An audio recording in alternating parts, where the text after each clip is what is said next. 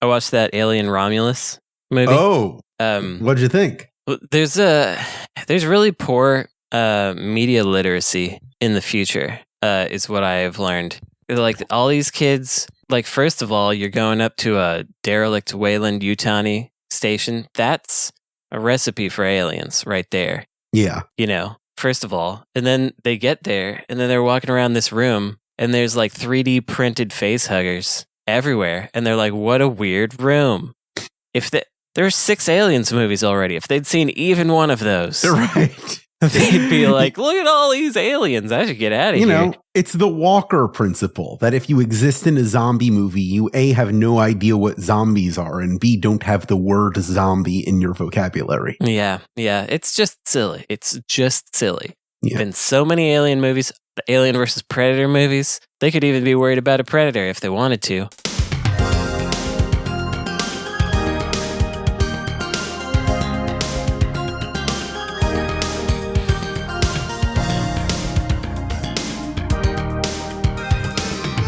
You are made of stupid.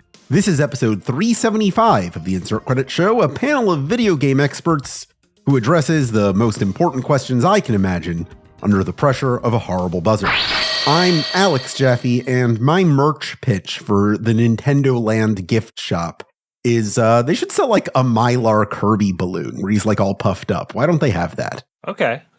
My name is Frank Cifaldi, and hi. I'm made of stupid as well. And my pitch for the merch shop for Nintendo, whatever. What's it called? Nintendo Land. Nintendo Land. It's candy that looks like Toad, right? Okay. But it's like kind of marshmallowy, right? And they're like, but it's a kind of like marshmallow consistency that's almost like between marshmallow and jerky. Like it's like stale marshmallow. Like Marbits.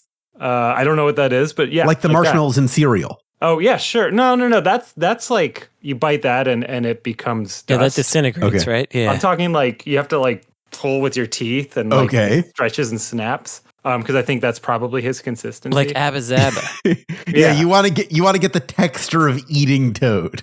Yeah, and then they've got this really great technology that I don't know how it works, where the first time you snap his flesh off, it does scream. But only the once. Yeah. All right. I'm Brandon Sheffield. I think that the merch they should have at Nintendo Land is like, I didn't go to Disneyland or those kinds of things very much as a kid, but I feel like one of the chief characteristics. So you don't know about the screaming Mickey marshmallows. No, that's right. Something that you think will be really cool, but then isn't. And so it should be like something that looks like an original Nintendo console. Like it looks like it's the 4DS or whatever. But all it does is like show a static map of the park. Like it doesn't do anything cool, and it has no utility outside of the park, and it has only a little utility inside the park, and it's like a little outdated and stuff. That's what I think it should be. Oh, that track. Yeah. I think it should be a DS cartridge. Yeah. That's what I think. Oh, yeah, and you just can't use it? That sounds great. If you have a DS, great. Now you have a map. Then it would become a big collector's item. That would actually be kind of cool. That's you too cool for this. You think the thing that you just suggested would not be a big collector's item? God darn it. They all would. Yeah, the fact that we're putting Nintendo on the label means people are going to be asking for $200 6 months from now. We have a guest this week. I would like to introduce, joining us for the first time on the show, a tech journalist and host of Better Offline, Ed Zitron, is with us this week. I think they should have a kind of a Birdo gun situation. Yeah. You Birdo from Mario 2, and instead of the eggs, actually, I'd be fine if it shot the eggs for like some sort of weapon. Yeah. But I'm not sure if they'd be like a tennis ball sized rock or something, or really there's like a fleshlight situation someone could get into with the Birdo. But boy. I mean, there's just so many things. Great theme park merch there, Ed. Look, I'm a capitalist. What makes money? Sex. What makes money? Sex with Birdo. And much like Alton Brown, I like a multitasker, It's true. Oh, God. Good answers all. I think we're all ready to set up our gift shop. I just want to address, I was out last week, but I listened to the episode, and I heard what Esper Quinn did vis-a-vis the credit situation. Oh, and yeah. believe me, we will deal with that once Ash is back on the show. But for now, let's just proceed as normal. Brandon, you have 2 credits. Frank, you have 2 credits. We'll see what happens with those as we go Ash through. has 0 now. Ash has 9, but we're going to talk about it. Our first question this week comes from last week's guest, Aaron Stewart-Ahn. Aaron asks, I was permanently banned from Star Wars Galaxies for creating a character named Jorge Lucas that people could beat up for in-game currency. Have any of you ever gotten in serious trouble playing a multiplayer game, and for what? I don't know if you could hear all that fireworking behind me. I could not. Well, it's Lunar New Year. Gang Hei Fat Choi. I don't know that I got an answer here. I'm just going to say that off the bat because I don't have a lot of multiplayer experience. I did mess around with Second Life a little bit just to be a troll, but I don't believe I got in trouble. I did get like a virus, like a Second Life Got a kind of virus? So in like Second Life terms, not like my computer. I was going to say, like, I feel like getting a virus anytime in the last 15 years, you actually have to go out and find one. Okay, so this was, I just want to be clear. This is like, I'm a young idiot. Like, this is a long time ago. And this is from an internet era where I thought it was fun to make fun of furries. I'm a very different person now. When you were made of stupid. Yeah. Like, let's just be clear that's, or am I don't know if I'm forgiven or not. I don't care. It just doesn't matter. It's past. Thank you. And I infiltrated a furry club by strapping a dead deer to my back. I thought that was really funny. Like, that was my costume. And someone was like, here, have this item. And they gave me some kind of item that made my character completely unusable. And I very much deserved that. Yeah. That's pretty good. Good. I don't think that I have ever been banned from a multiplayer game, in part because of not playing very many, and in part because maybe it's because I've never played one long enough to get to where I feel like I'm in a position of power or something. There's no power to go to my head. But I did have a time where I was playing Halo 3 multiplayer with my friends, and we got harassed by a bunch of British babies, basically. I may have told this story Winston before. Churchill's.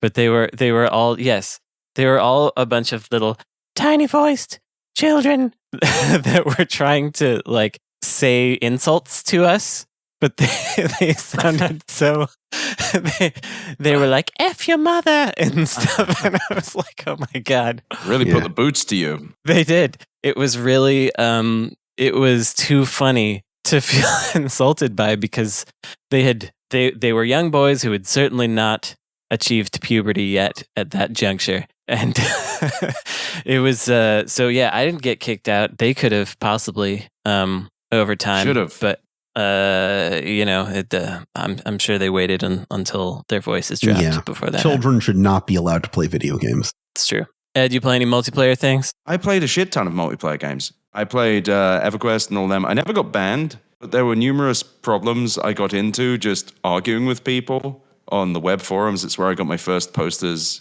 Hugh, where I was just like hanging out with these people and just being like, and not even arguing about the game, just whatever stupid opinion they had, I would just get into it with them. I can't even remember specifics. I definitely would get in trouble. Like, I'd get people mad at me, but I never got banned. And then eventually actually, no, I've got a great one for you. This is actually a games journalism one. So EverQuest 2 comes out, and it was in the alpha at the time. And they take me, and I'm the only British journalist who wanted to see anything to do with EverQuest 2. It's the only guy. No one else gave a shit. So I went, and it was weirdly like close to my house, and I was quite young. I was like 17, 18 at the time. And I go to this thing, and I play the game for like 3 hours. And they're like, well, email us any feedback you have. I'm like, absolutely. You sure? And they say, please. I write them about 4,000 words of feedback. And then I get my editor gets the shittiest email from their PR person. And he's like, what are you doing? Like, this is so unprofessional. And I responded by saying, you asked for my feedback. I got in so much trouble for that. I got in so much fucking trouble. And then 3-4 years later, I get a random email from a guy called Scott Hartzman, who was then running it. And he's like, no, we actually read the email and we used it. It was a genuinely nice thing, but I got in so much fucking trouble. I got in so much. My editor was so pissed at me because he didn't even like the idea of online games. He found them like offensive. So just like the idea of doing this, it's very funny, very, very funny. Yeah. But also I got in so much trouble. I was in so much trouble. I'm surprised I still got work from CVG at that point. Goodness. Oh, CVG. Does that still exist? No, CVG is dead. That's what I thought. I had this complicated scam when I was a kid that my classmates and I tried to set up this Ed Netty style hijinks to try and get people to give us their digital furniture in Habbo Hotel, where we like set up these like gambling rings where like people would give us their furniture to hold, and then ostensibly whoever won the thing got both pieces of furniture that were on the line. But then we would just ban them both from the room and keep the furniture. Oh my goodness. I don't think we ever got banned for that, but we should have been. What a rascal. Yeah. That's time, though. Frank Cifaldi, happy release day. Thank you. What does it mean that the video game history and hot dog smell archives are now open to the public? Hot dog smell archives? This What? is a reference to a bonus episode we recorded last month. Yeah. Is it something I was around for? You were around for that, where you were talking about how your whole room was stinking of hot dogs. It does smell like hot dogs when they use the hot dog machine or Digital Eclipse. It's really gross. Yeah. How much of that is part of what you're making available to the public? I don't think we've archived any of the hot dog smell experience No smell-o-vision. for the virtual library. But yeah, so as of 62 minutes ago, we've launched sort of the first version of an online access portal to our library. This is something that, depending on your scope, we've either been working on for 3 years, 8 years, or 25 years. Let's say 25. I can't define all of those. It really started 25 years ago when... Oh, that's when your life was still trying to get up that great big hill. Yeah, that reference that I definitely get. So that 25 years ago, I was starting to sort of like write little, I don't think the word blog even existed yet, but little like tripod website posts related to video game history, and was really frustrated that there weren't resources for me. Like I couldn't go to the library and look at old magazines or anything like that. And so I purchased like 15 years of Nintendo Power or whatever it was at that time off of eBay, and started building my own library, which aided me as a video game journalist a few years later. But my personal archive of that stuff kind of evolved into the Video Game History Foundation, the nonprofit that I started almost 9 years ago. And we've been working this whole time to sort of provide access to contemporary material for studying video game history. And since launching the foundation, we've been, still collecting magazines and stuff, but that's like maybe, I think it's the most useful but least sexy stuff. Like we've also been, going to basements of mostly Midwestern, mostly retired game developers and taking all their stuff. So all their business records and design documents and things like that. And we've recorded 100 hours of raw footage from Cyan, like all the raw, like blue screen of the cutscenes and stuff from Myst, and Riven, the sequel to Myst, and whatever the other sequels are called. And we've been putting that together, but like sort of behind the scenes trying to figure out how do we like get it to people. So as of today, we've kind of launched like two things. They're both first pass because this is just something that's going to evolve forever, hopefully. We have finally sort of unveiled the catalog of what we have, which is, I don't even know how many thousands of things. And then we've also in addition to that, a lot of that stuff is digital. And we have a digital archive. That's archive.gamehistory.org. And we have something up like 2,300 magazines that are fully text searchable. We have all 100 hours, I think, of the Cyan stuff. Just like lots and lots of things. And it's like, it's hard to explain, but we built a tool. Like this isn't just a file repository. Like we are people who study and write video game history. And so we understand sort of the specific needs of someone doing that. And we've custom built something for that specific purpose. So we've we've prioritized things like making sure that absolutely everything in the collection has like a publication date, like the date that it existed, right? The date it was written, whatever. That's very so useful, that you can like refine things.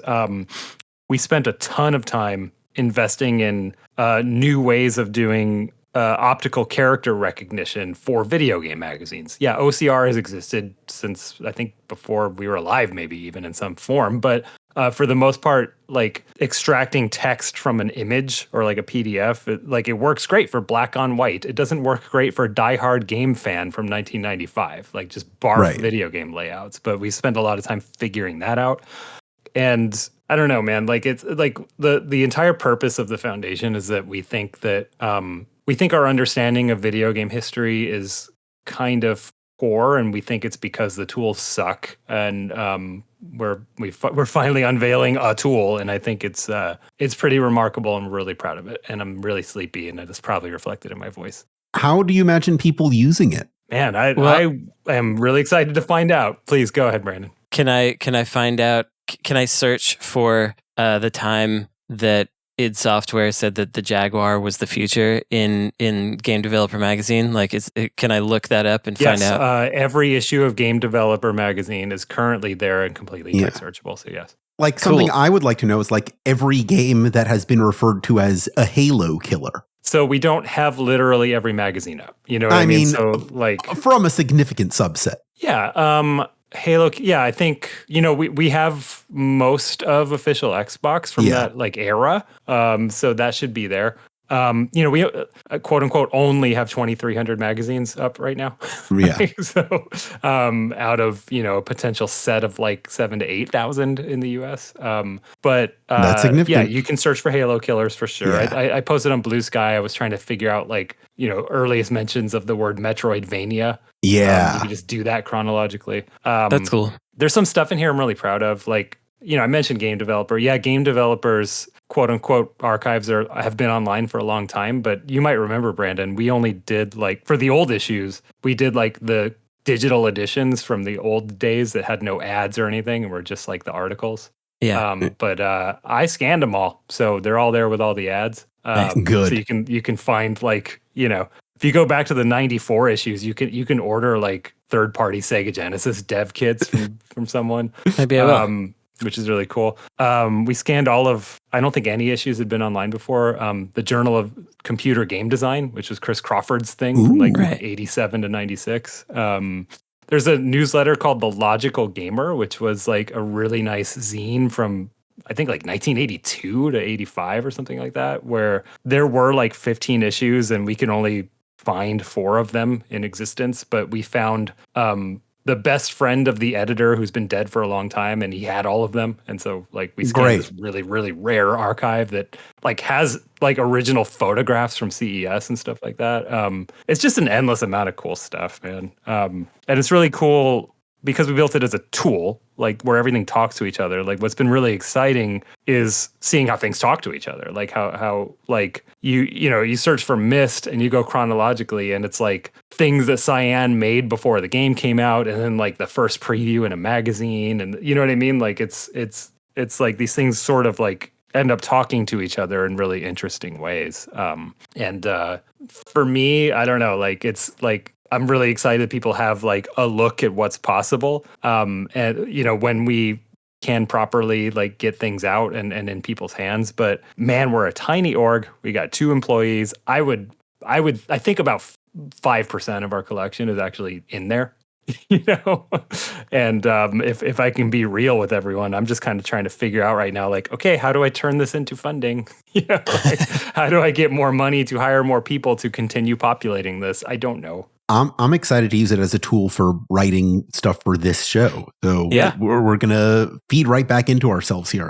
I'm excited about it. Well, please do. And like something that Phil and I were talking about, I think maybe yesterday or the day before, it's like, I don't know, like this sounds kind of weird, but like we kind of realized like, oh, we use this primarily now, like we've switched from the Internet Archive to our own tool at this point as like the first thing we look at. And that kind of feels like a big deal. Yeah. Like we're not doing that out of brand loyalty or whatever, like we're doing that because it's more actually useful. The best tool. Yeah. That's something to be proud of. I got another question here. Who do you think has the best PR team in video games? I haven't dealt with PR.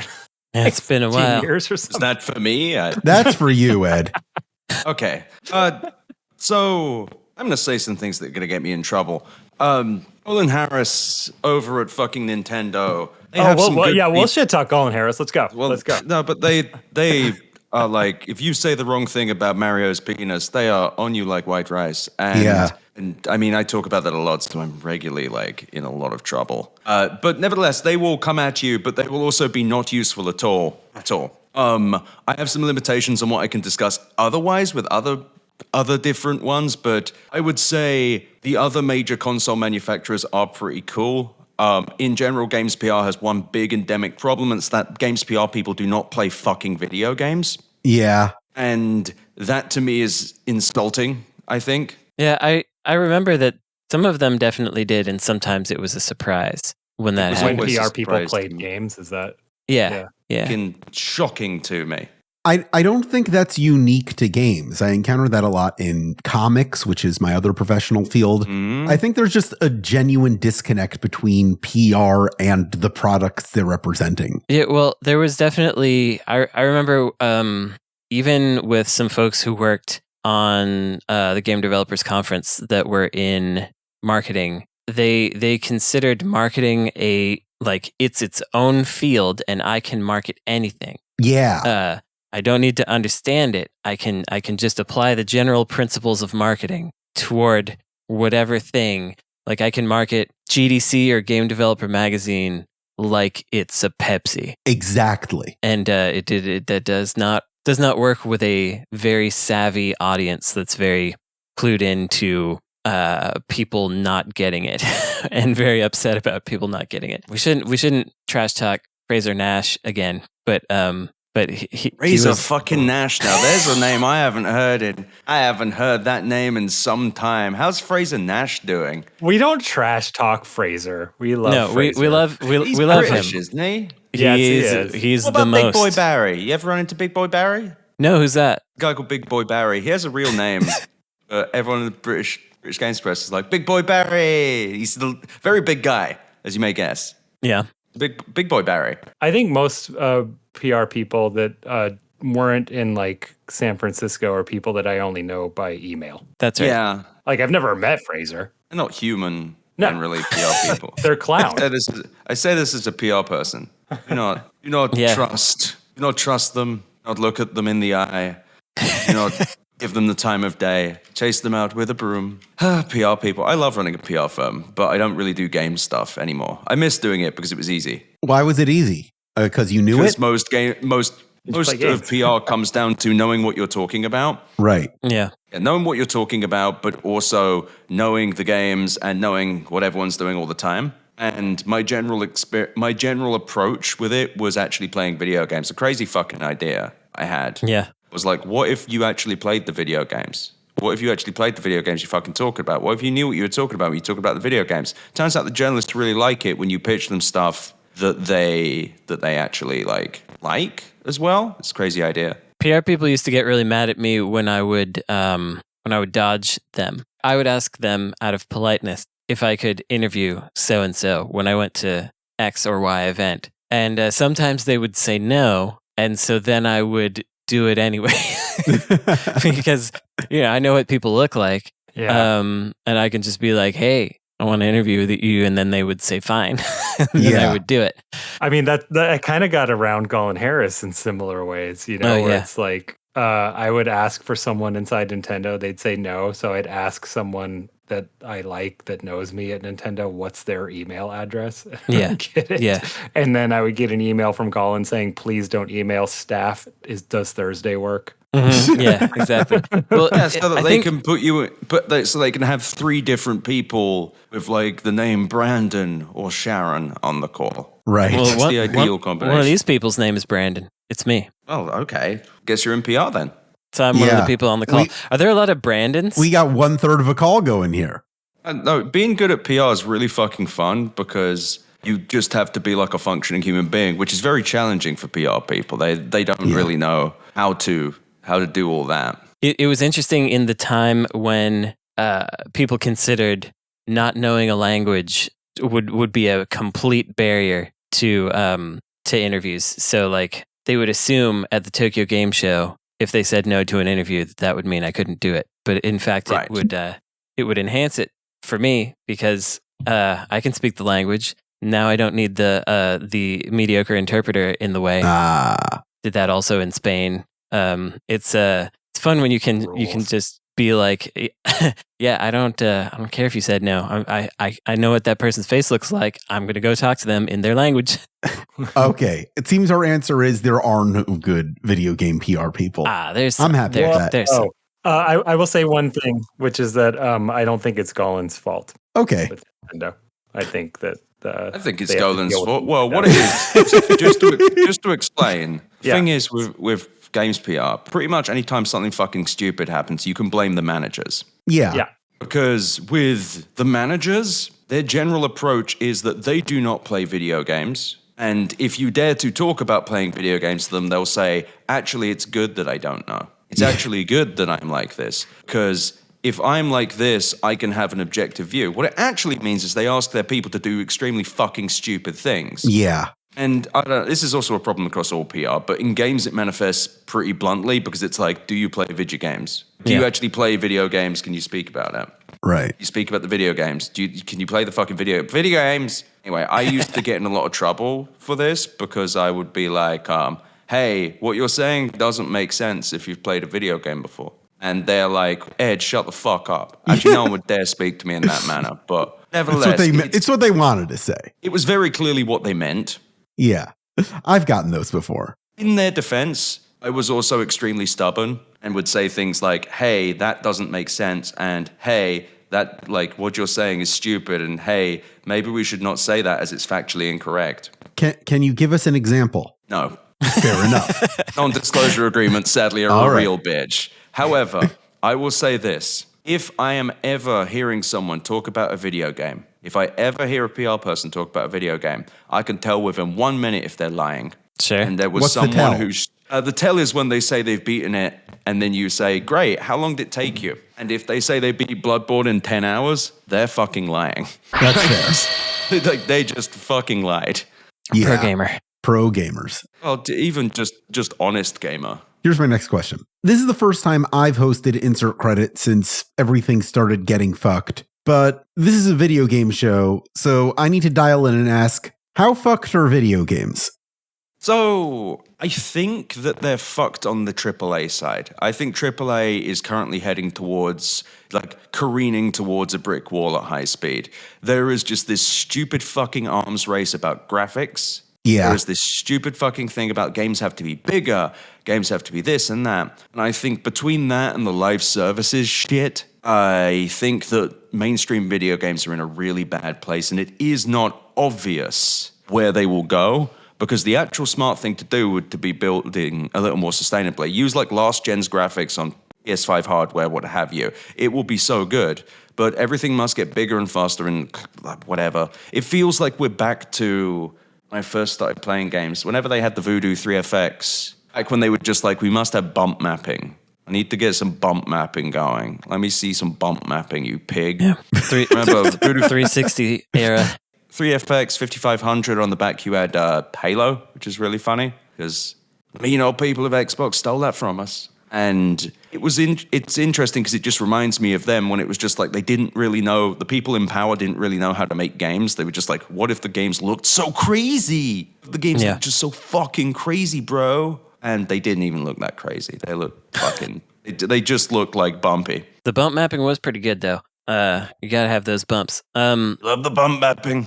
I think that the video games are gonna keep happening because people keep wanting to make them. But it is a harder and harder career to recommend, certainly. And I've seen some folks say that, you know, like, while AAA is in trouble, indie will save us or whatever. But indie games are competing for like 10% or less of the total revenue of all video games. And the live service games and the AAA are most of that. It's pretty bizarre when, like, Dragon Age selling 1.5 million is a huge disappointment.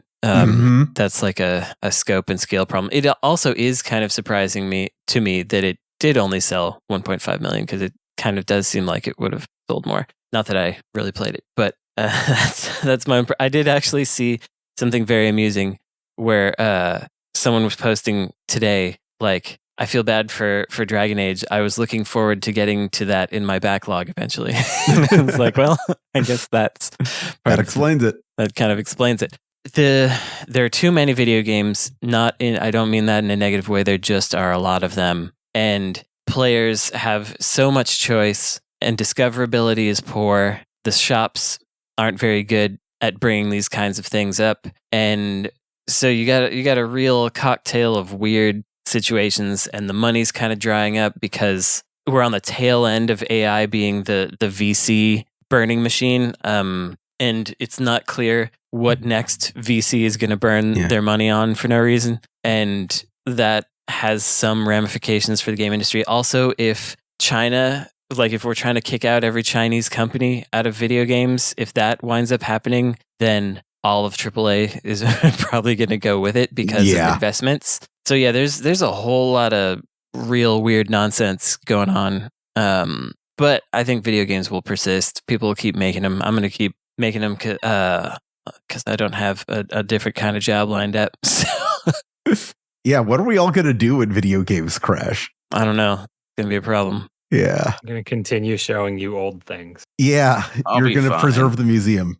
It'll be fine. There are other things to PR. But if people aren't interested in them anymore because they don't exist, then who will show up? They'll come back. If they get destroyed, they'll rise again. Phoenix-like. No, I don't think they'll go away. I think it's interesting. People are like talking about maybe Switch 2 will be our saving grace, but absolutely not. It won't, because a lot of people will buy the Switch 2, absolutely, and they'll buy Nintendo games, but the Switch 2, I don't think is going to have, except for like in the first few months, I don't think it's going to have a significant impact on third parties. Yeah, it's going to help Nintendo, and that's about it. Yeah, they're going to release the same fucking games they release every single time, and everyone's going to give them rave reviews, regardless of how good they are. We'll get a Mario Kart. We'll get a Smash Brothers. I genuinely think Nintendo is the largest psyop in the world.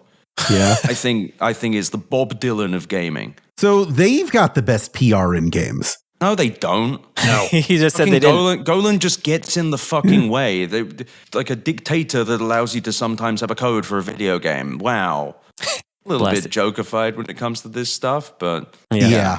All right. It's a lot to think about as we go into the break. We'll be right back.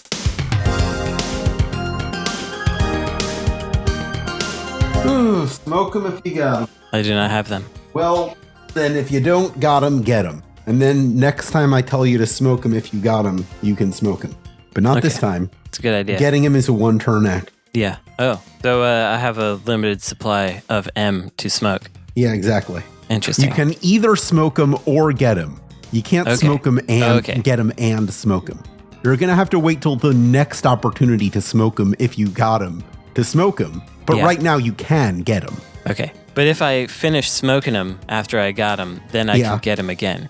Or is that a one-time? No, that's one action per turn.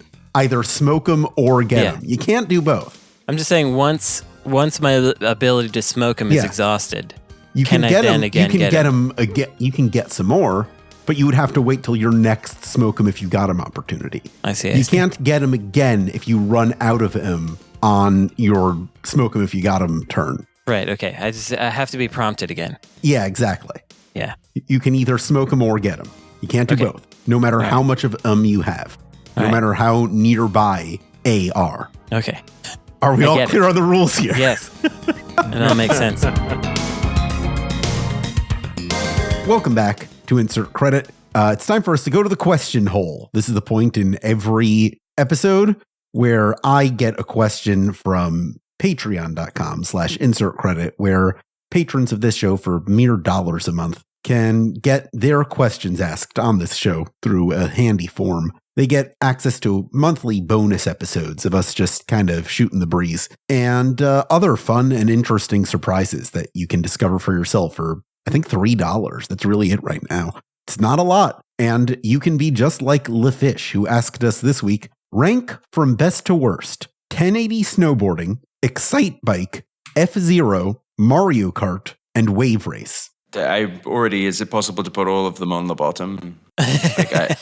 I'm just unimpressed with No, Wave Race was fun. Wave Race. Yeah, I would personally put this is not my area of expertise, but I would put Wave Race at the top. I think Excitebike is like not a very good game. Is Excitebike? It's Wave Race 1080. Actually, I want to put 1080 at the top. Wave Race, Really? F-Zero, Mario Kart, Excitebike. Wave Race in Japan has really nice music, so that's why it's number one for me. But then F-Zero, I guess that's the Super Nintendo one, and Mario Kart is the Super Nintendo one. Super Nintendo, I think, yeah. I think each of these are meant to encompass the franchise as a whole. The franchise, but there's no Excitebike franchise. Yeah, so it's just Excitebike. Isn't there there's like an Excite truck, so it's the Excite. Well, I don't. Is that franchise? I don't know. I would count that as a spin-off. There's Excitebike and there's a sort of sequel on the like Satellaview, but we're not counting a modem-only Super Famicom game. No.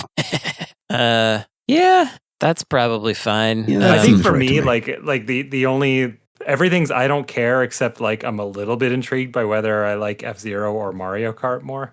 I think F-Zero. I think I might like Mario Kart more because you can jump.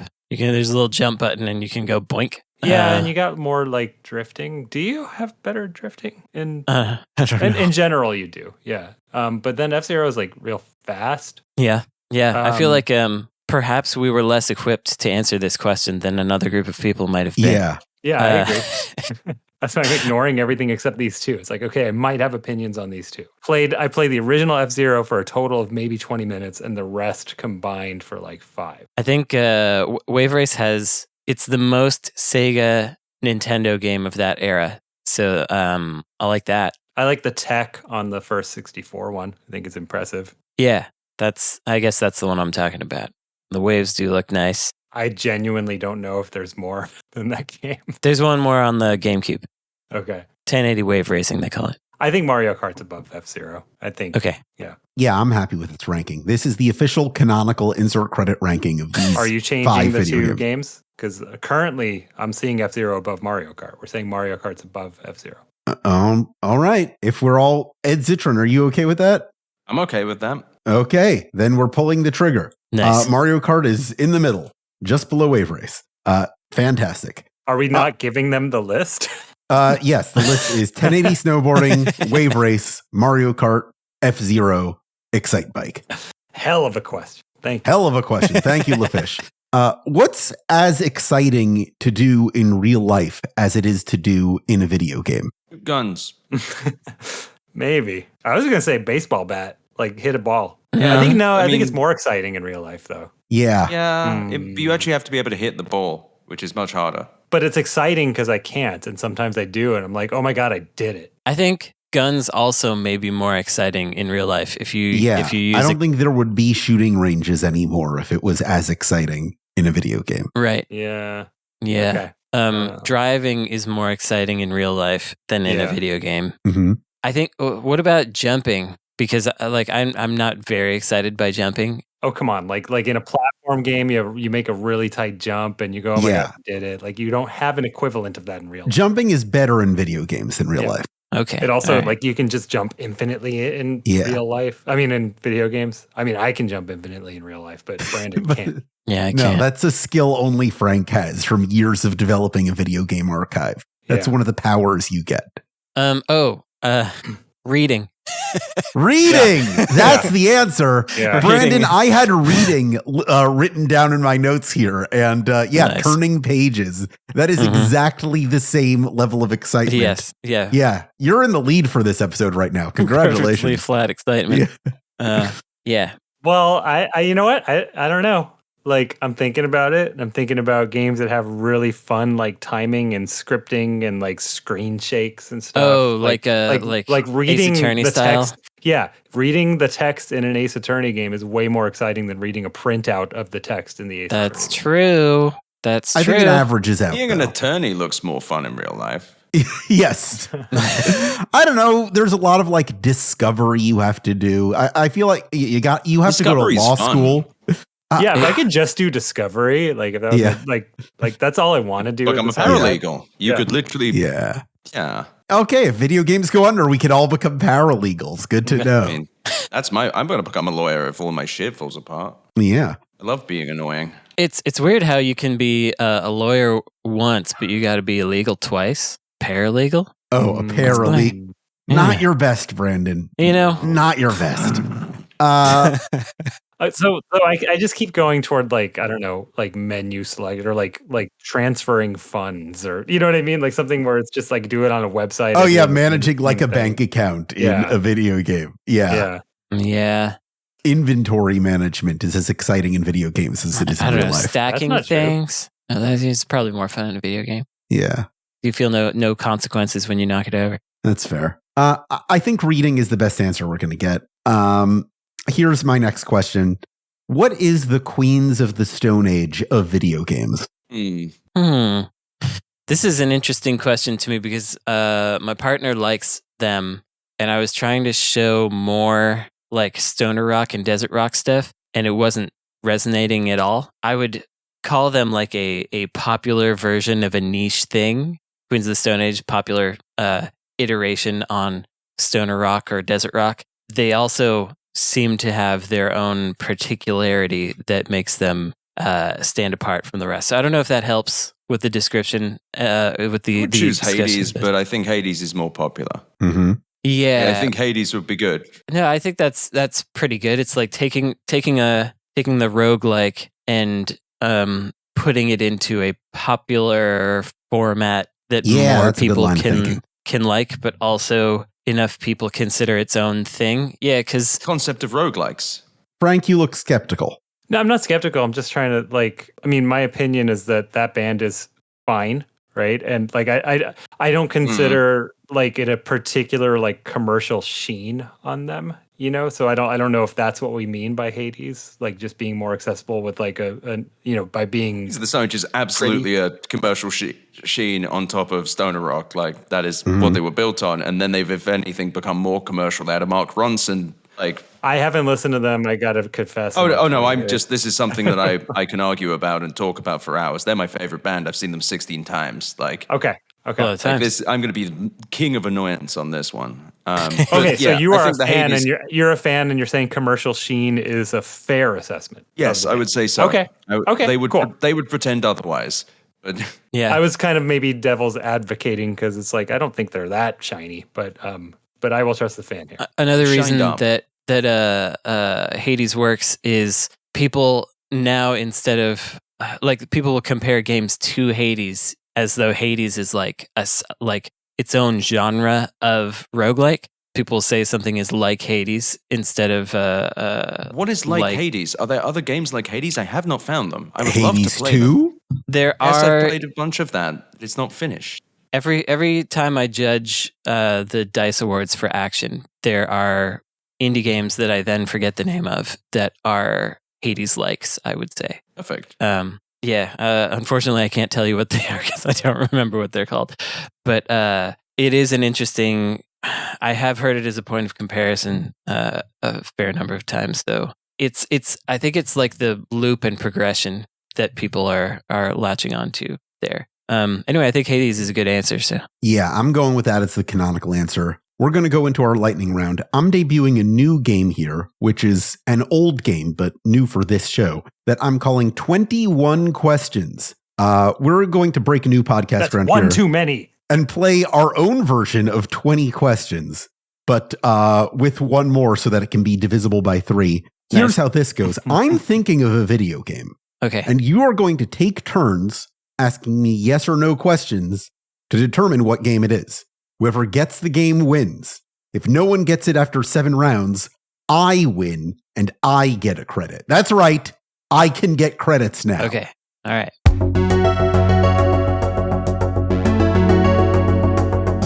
We're going to start with Frank, then Brandon, then Ed. Frank, what is your first question? Is this video game exclusively available on dedicated home video game consoles? Good question. No. That's question 1. Okay. Is this game from the 90s? Was it released in the 90s?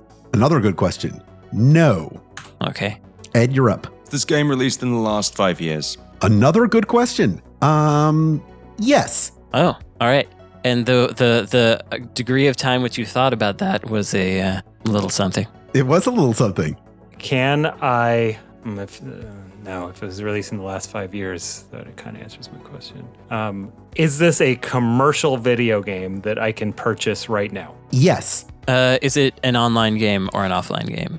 Single player. That is not a yes or no question. Oh, sorry. Is it an online game? What does online game mean? A game that has an online component. A game that has an online component to it. I'm going to say yes. This is question 6, Ed. Okay, second. Is this game exclusive to No, someone already asked that shit. Is this game available to play on both PlayStation and Xbox platforms? Another good question. Yes. Okay. Okay. Is this game a re-release or remaster or otherwise a similar thing to a game that is older than that is from 2000 or before? I know what you mean. But the answer to that is no. Okay. So what was his hesitation is my question.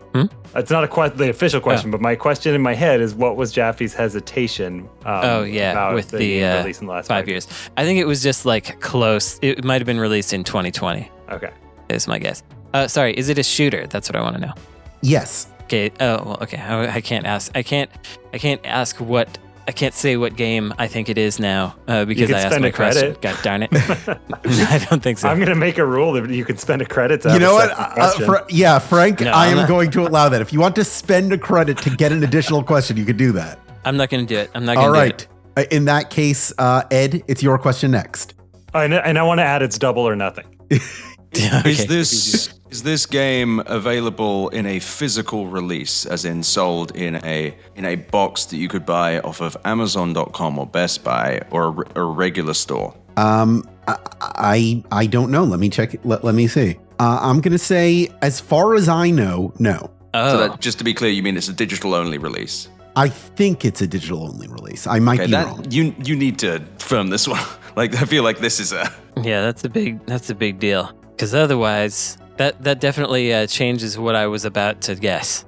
All right, sorry, bear with me. I weren't ready for this one. Okay, I'm going to say fine. I'm going to say no. It is not physically available. Okay. All right, my turn. Yes. Yes. Was this game nominated at the Game Awards? Ooh, that's a good question. It was nominated at the Game Awards. Heck. Okay, well, now that I know it's not Doom Eternal, I have to put my brain along a different... Okay, this is perhaps a loaded question. Would this game qualify as an indie game, just to kind of like get rid of that? Yeah, okay, I figured. Okay, Ed, this is question number 12. This is question number 13. Is it? No, it's question number 12. Does this game cost more than $19.99? Oh, let me see. Intriguing. Or when it was released, at least. No, it does not cost more than $19.99. Huh. Okay. It's a shooter. You know it's a shooter. That's what I asked. It's a shooter from the last 5 years that's a Game Awards nominee. So if you're not looking at Games Award nominees, you're messing around right now. I'm not. All right, question 13. I'm declining a call from my mom. Can someone tell her that yes, it's okay to make a peanut butter pie when I visit? She texted me that question. Is that a question? That's yes, Frank. Going on. Peanut butter pie that's an unfamiliar configuration to me. Yeah, well. Is that a thing that people eat normally? The thing my mom made like once when I was a kid, and I said I liked it. So for the rest of my life, that's my thing. Yeah, I hear you. All right. I do want to count that as the question. No. No. Frank, what is your question? Is it my turn? Yeah. Sorry. Okay. Shooter, last 5 years nominated. I don't have a list of nominees in front of me. I've been trying time constraints and pie questions. Is this game also on Steam? Ooh, good question. Let me check. Is it Ultra Kill? Hey, you're not. It's not your turn yet. Oh. No, it is not on Steam.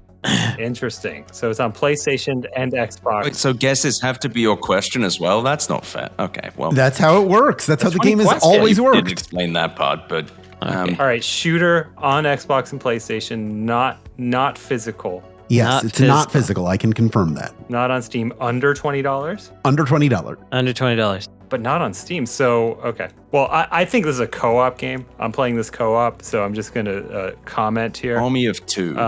Okay. Yeah, Brent, you can't guess yet. It's Brandon's turn. It's my turn. I'm just naming games that I know it isn't at this point. Okay. Boy. Yeah, I was trying to look up nominees and that it didn't help. Shoot. That's a weird zone for something that's not on Steam, that is a shooter, that's digital only. I'll tell you, I'll spoil my next question if you want to do it. It's like there's another online store that pays for exclusivity on PC. Yeah. Is it that was going to be my next question. Okay. Is it an Epic Games? Is it on the Epic Game Store? Let me check. But I don't know if that actually gets me closer to the answer. It narrows it down a lot. It is on the Epic Game Store. Okay. Okay. All right. Yep. Ed, you're up. So that means it is exclusive. I don't know. Like my question was going to be asking for a game that it very clearly isn't at this point. I got no idea if I'm honest. Like, this is question 15 of 21. Yeah, we got more. But how can we? The list of Epic Games exclusive, Epic Store exclusive games is fairly small, guys. Well, it's not exclusive though, because it's on PS4, PS5, and Xbox. Okay, if PlayStation you and Xbox. search the internet for exclusive to Epic Games, it's going to count things that are on consoles. It's exclusive okay. from Steam. All right. was it released in the last 2 years? No. Okay. Interesting. Between 3 and 5 years ago. Okay, Frank, this is your second to last question. So you can either make a guess or try to narrow it down further. Okay. I'm just guessing at things that are shooters on this list that I found. I don't have to guess this one. Is it Dead Island 2? No. Okay. Brandon, second to last question. You can either guess Oh my or God. narrow it down further. Oh my goodness. I don't know if Oh I my can. God, wait a minute. I think I know it. Oh, you do? If this is what it is, it's very funny. God, I feel like I'm out of my gourd. I guess I'll say, did I ask this already? Could it be qualified as an indie game? You did ask that, and I said no. I did, and you said no. Right. Boy. Is it like a Destiny? Is it like a Destiny?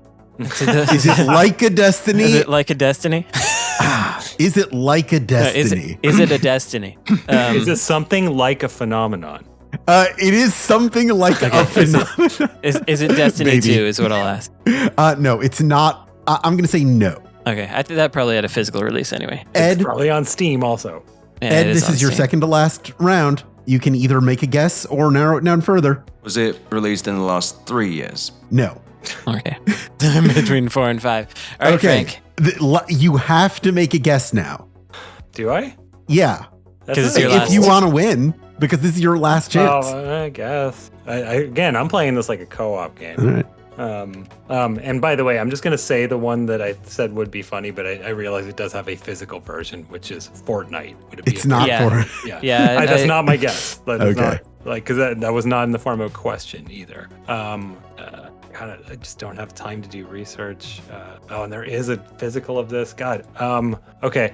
I'm gonna name a game on the small list of Epic Game Store only games that I've never heard of that could theoretically be a shooter. That's all I've got right now. Okay. Crime Boss: Rockay City. Is that your guess?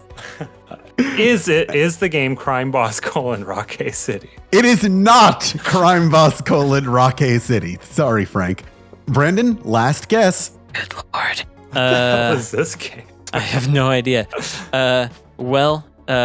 One of the Epic Game Store exclusives that I could see on there was some derivation of Unreal Tournament. I'm going to ask if it's whatever version of Unreal Tournament that is. That is incorrect. It is not an Unreal Tournament. Son of a heck. Ed Zitron, you have one last chance to take this Is home. it GTFO? It is not. Can I guess one more shooter without getting the point? Just before you reveal it. You can guess it. Because I just love this title doesn't that I've count, never but heard you can of guess it. before. It Yeah. accounts for every thing that we've said. John Carpenter's Toxic Commando. I hadn't heard of this either. No, I went far less obscure. This was absolutely gettable, but it's a game I don't think we ever talk about on this show. My game was Valorant. Oh, shoot. Okay. Released in June 2020, which was like I was kind of on the cusp of 5 Heck. years. Yeah, that I don't know why. Like live service games makes a lot of sense. I should have just Valorant. I looked at Well, Valorant. so it is like and a Destiny. I forgot about All right. it. It is like a Destiny. You know what? It is like a Destiny. Brandon, I'm going to give you the credit for this episode because it is like a Destiny. And I said no. Congratulations, Brandon. You lost the game, but you win the episode. Hooray. I know that, Ed, your time is limited. You have a hard out. Do you have anything you'd like to plug or recommend to our listeners in the time we have left with each other? Better Offline, betteroffline.com. Yes, please do. Thank you. Frank, Brandon, do you have anything you'd like to recommend? So I'd like to recommend a game on PC, PS5, and Xbox. It's called John Carpenter's Toxic Commando. In the near future, an experimental attempt to harness the power of Earth's core ends in a terrifying disaster, the release of the Sludge God. I don't think you need to hear any more than that. No. So I recommend checking out John Carpenter's Toxic Commando and saying hi to the Sludge God for me. Say hi to the Sludge God. That's your recommendation. Brandon, you got anything? I can't believe I've never heard of a game that says John Carpenter's at the top of it. That's very strange. This is like if Insert Credit was still a website with like news updates, you would have been on this. I would have been all over it. Yeah. I'm just gonna say, in these difficult times, I've in the past been critical of people like leaning into nostalgia or not trying new things or whatever. Well, so you might not like this game because it says if you're the kind of person who likes buddy movie vibes and the over-the-top humor, action, and horror of classic 80s cinema inspired by the legendary John Carpenter, you'll like this game. Sounds potentially rough.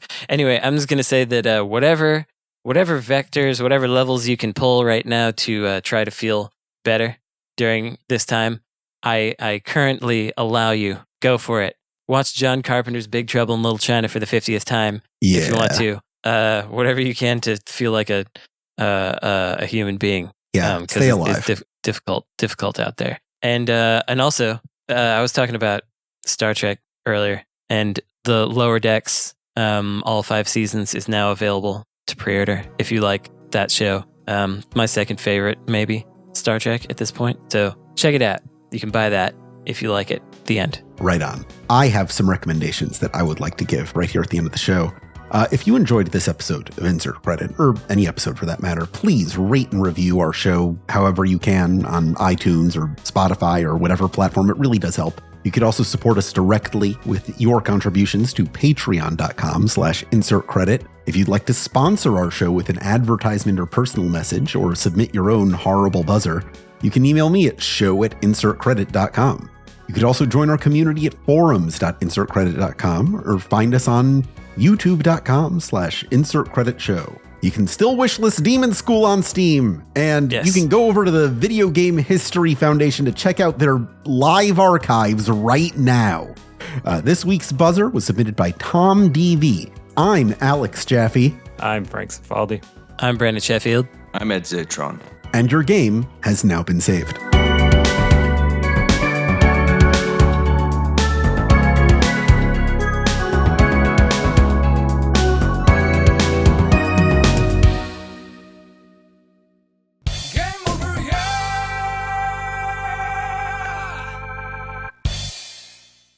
We did it. Episode complete. Thank you, guys. Thank you so much, Ed. This was a blast. Thanks for giving me your time. This will be out on Monday, and we'll let you know so you can share it. And yeah. Ed, I want to apologize for something in my head, which is that I listened to a lot of the Pixies growing up, and I've had Ed is dead in my head the whole time, and I don't want you to be dead. I just want you to know that. Yeah. That's fine. Please stay alive, Ed. Can do. All right. Thanks, lads. Bye. Thank you. Thank you, lad.